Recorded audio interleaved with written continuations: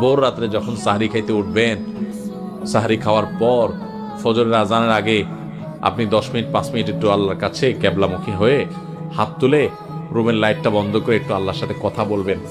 মানুষের সাথে বহুত কথা বলছেন, আল্লাহর সাথে একটু কথা বলে দেখেন। আল্লাহর সাথে কথা বলার স্বাদ আছে ভাই, অনেকে জীবনে একবারও এই স্বাদ পান নাই। একটু কথা বলে দেখেন। ভোর রাতে সাহরি খেতে উঠলে 10টা মিনিট একটু হাত তুলে কথা বলেন। কিভাবে কথা বলবেন?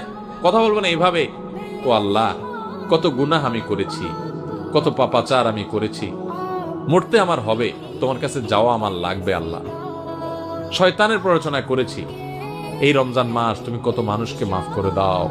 নবী করিম সাল্লাল্লাহু আলাইহি ওয়াসাল্লাম বলেছেন, ওয়ালিল্লাহি উতাকাউ মিনান নার ওয়া যালিকা ফি কুল্লি লাইলা। রমজানের প্রত্যেক রাতে আল্লাহ তাআলা অনেক মানুষকে সাধারণ ক্ষমা ঘোষণা করে দেন, যে যাও অমুক অমুক অমুক অমুক, যাও তোমার